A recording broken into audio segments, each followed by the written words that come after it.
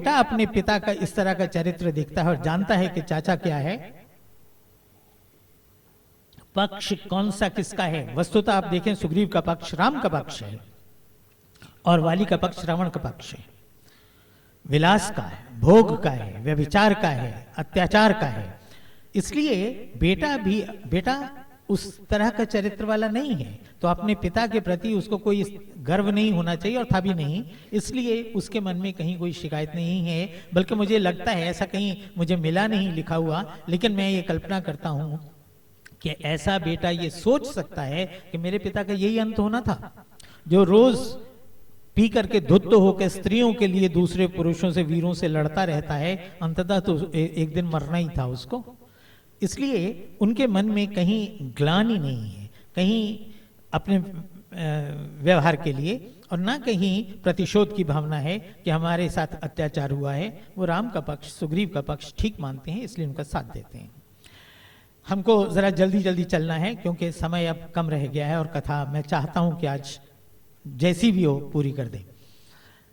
यहां राम ये कह करके, उस समय सीता की खोज एक तरह से स्थगित है क्योंकि वर्षा ऋतु है। आप जानते हैं आज भी कोटा में जैसी वर्षा हुई है, उस वर्षा ऋतु में आप कल्पना कीजिए कि जब हाईवेज नहीं थे, वानरों का राज्य, जो मैं ये नहीं कह रहा हूं कि अयोध्या में नहीं थे, अयोध्या में तो हो सकते हैं, पर वानर जाति या ये जो सारा प्रदेश है अविकसित प्रदेश है, उनके यहाँ उस तरह से राजमार्ग होंगे या उनके पास राजमार्ग पर दौड़ने वाले वाहन होंगे, ऐसा नहीं है। आप देखें कि जो कल भी मैंने कहा था कि राक्षसों के पास तो कवच रक्षित रथ हैं और वानरों के पास घोड़ा तो क्या गधा भी नहीं है।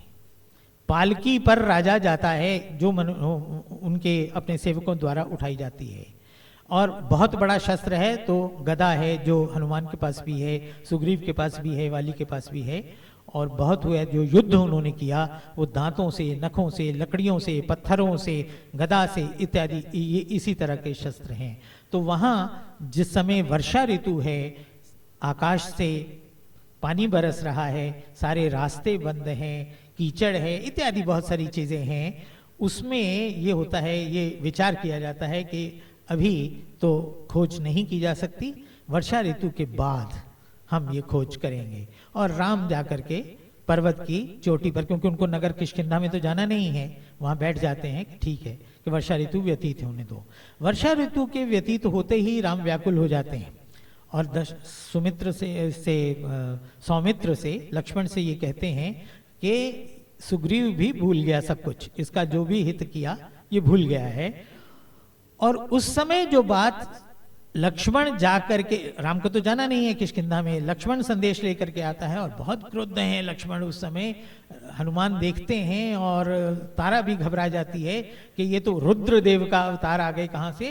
तो जो संदेश लक्ष्मण देते हैं वो एक वाक्य में ये है कि जिस मार्ग से वाली गया है वो मार्ग बंद नहीं हुआ है सुग्रीव।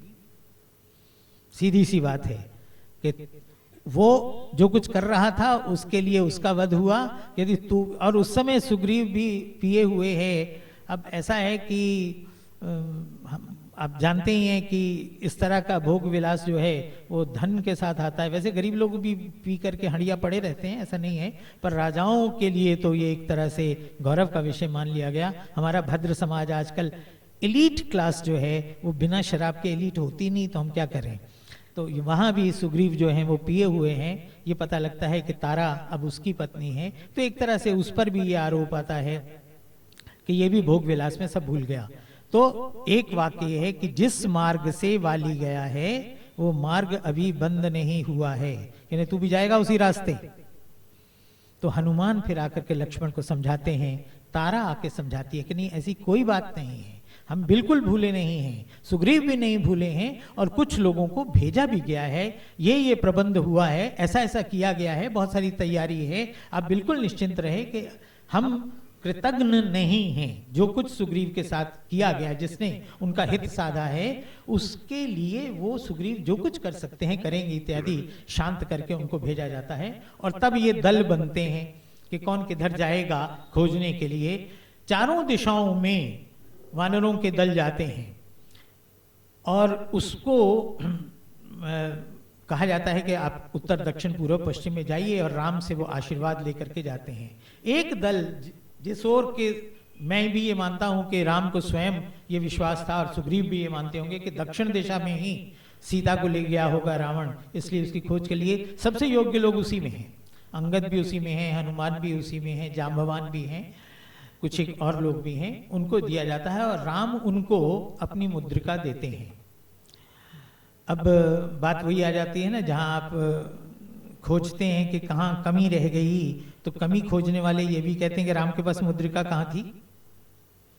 भाई वो तो वनवास के समय ही सब कुछ अपने गहने वहने सब उतार आए थे, आभूषण, और जिस समय पार की गंगा तो केवट को देने के लिए उनके पास कुछ नहीं था। सीता की ओर देख रहे थे कि कुछ दो भाई इसको पारिश्रमिक के रूप में, उनके पास तो कुछ नहीं था, तो ये मुद्रिका कहां से आ गई। अब कहीं ये नहीं लिखा है कि वो मुद्रिका कैसी थी, सोने की थी, हीरे की थी, जवाहरात की थी, कहीं कुछ नहीं लिखा।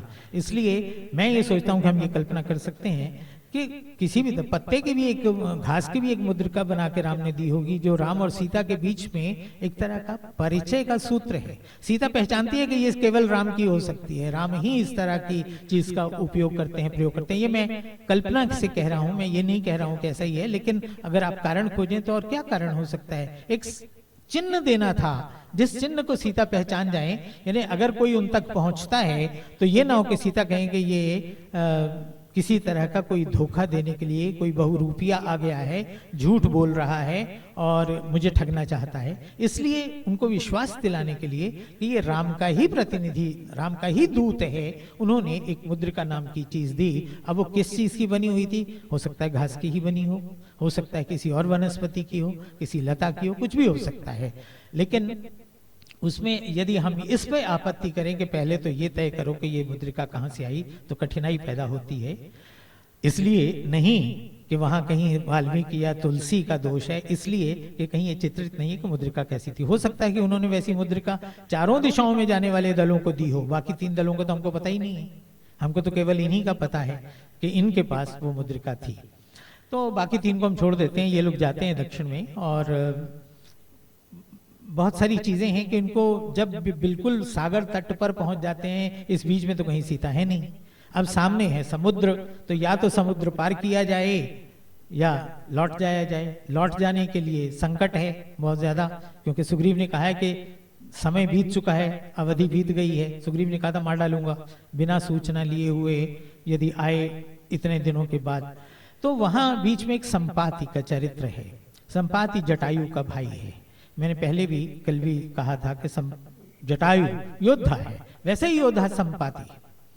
संपाति मरणासन्न पड़ा है, उस तरह की स्थिति है कि जिसको आप देख करके आपको याद, मतलब आप अगर कल्पना करें तो आपको समझ में आएगा कि किस तरह से वृद्धावस्था में यदि संतान त्याग दे तो क्या स्थिति हो सकती है। उसका पुत्र है, लेकिन संपाति के पास भोजन के लिए कुछ नहीं है। इसका मतलब पुत्र नहीं दे रहा और वो वहां पड़ा है। तो वानर जब कहते हैं कि हम प्राय उपवेशन करेंगे, हम अपने प्राण दे देंगे, तो वो कहता है अपने प्राण क्यों देते हो, मुझे मेरे पास आ जाओ ना, मैं खा लूंगा तो मैं जीवित हो जाऊंगा, मुझे जीवन दान दो। ऐसे समुद्र में कूद के मरने, आग लगा के मरने से क्या होगा।